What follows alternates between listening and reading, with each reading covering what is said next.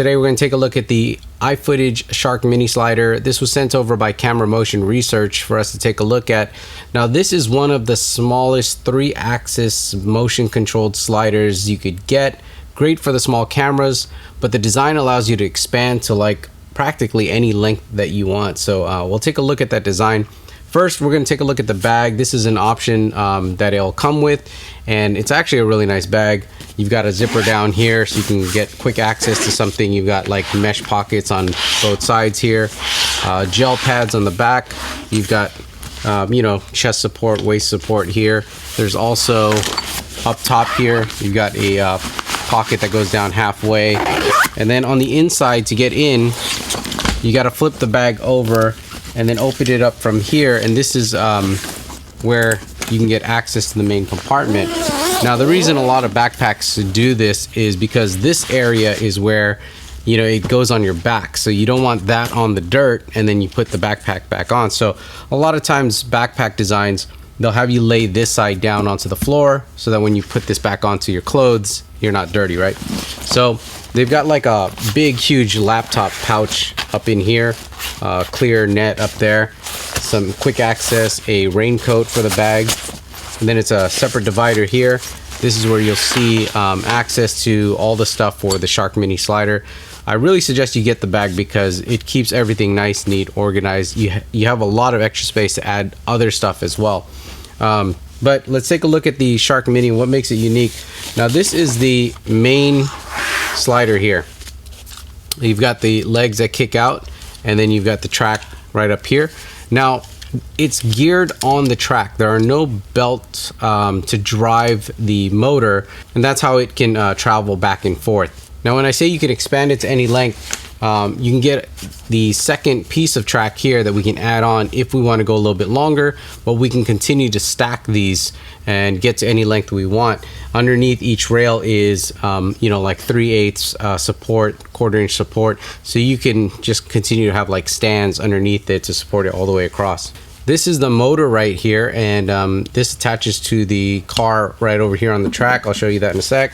And this is a 2-axis head, so this will pan and tilt. It actually uses a Manfrotto compatible plate as well. Here you have a couple of cables. Remember, this is a motion controlled system, so if you're doing a time lapse with a shoot, move, shoot, as the slider moves, it can trigger your camera to take those pictures. Another interesting thing is that the system is powered off of Sony NPF W50 batteries. These are the same batteries you'll get in like an A7S II, A6300, A6500. So it's not proprietary batteries. These are Sony batteries. One will power the motor, the other one will power the pan tilt head. All right, so you could use a slider right here without any of the legs deployed, but if you want a wider stance, or if you're on uneven terrain, you flip out the legs on the side here, and this will allow you to have a wider stance or kind of level out if you're on uneven terrain. Taking a closer look over here, we have an option to add a flywheel or a motor, and this is how we can get the motion control on the slider. But there's also a lock here for this base plate, and what happens is you can unlock this and lift this up so that if you have your slider at an angle, you could level your camera here. So this is a leveling platform for your camera. If you're doing things like a vertical move, you can still get that leveling with your camera here. So that's pretty neat. That just locks in place, or you lock it down with this. So the flywheel will just clip on to the side here, and you'll notice that as we track back and forth, the flywheel will start to build up momentum, and that really just helps you get smoother starts and stops on the Shark Mini. This is the motor right here, and it just snaps into place. Once it snaps in, there are some locks on the side here, so if you want to remove it, you just press the red tabs and unlock the motor.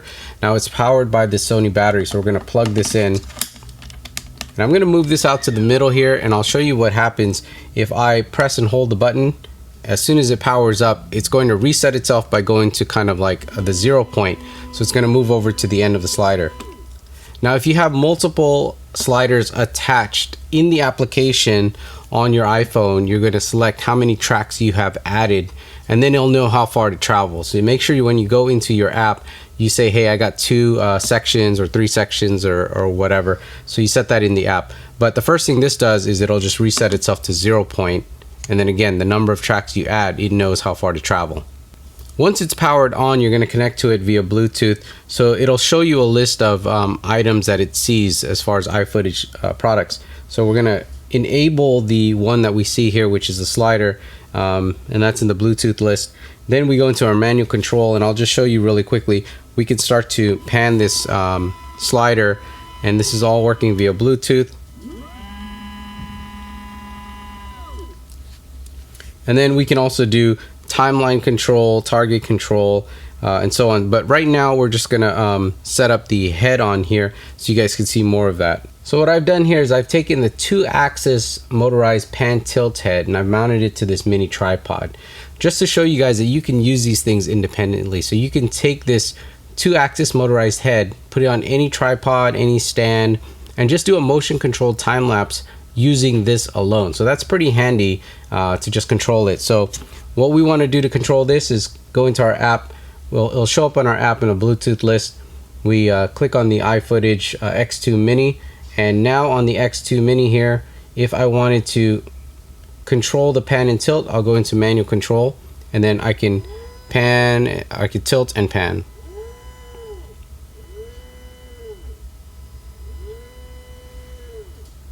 Now remember, all of this you can program into a kind of timeline control for time lapsing. Now let's put these two together. In the app, we're going to connect to both of the accessories, and then we're going to do a quick demo on doing the target control. So with target control, we want to set A and B points, and it will automatically tween the movement. So if we were to track a subject in the middle here, what I could do is I could pan the camera. Let's say I had to tilt a little bit down and pan over. And then I'll set that as my A point. Next, I'm going to set my B point. So I'm going to move this all the way down to the end of the slider. And then I'm going to pan towards the center again. Remember, we're trying to track a subject in the middle. Set the B point. I'm going to set the option to loop, and then we're going to start the process. So now that it's running, you'll notice that it's going to start moving to the left, but it's also going to pan the camera to get to the A point. So wherever I had my camera position, it will rotate there.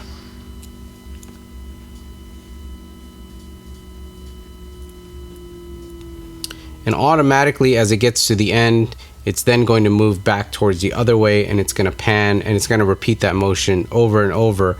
Now once you set it up on here, you can disconnect from the app and it'll continue to run that way. And then when you want to stop it, you can reconnect with the app and then change your settings. So one of the options you could do too is just change that speed, so we can go a little bit faster, a little bit slower. So in the app, we would change that, say 30 seconds, and then let's start that process again.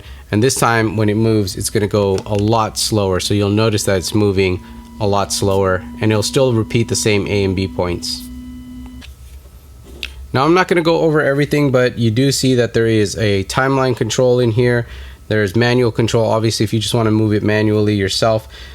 Stitching is for the pan head to take a series of images, and it'll align the camera and take those pictures. In the settings is where you're going to say your shooting mode, whether it's continuous or shoot, move, shoot, and change the number of tracks you have installed. And then there's like a community section, which is not in use right now. But that's a basic overview. Let's show you how the tracks kind of merge together here. All right, so to merge the tracks together, you just take off the piece here, you take off this rubber protector on the other end, and then you have these clip points. So you want to take off one set of legs. We'll take off this side right here, and you just wiggle it off. And then over here is where you're going to join.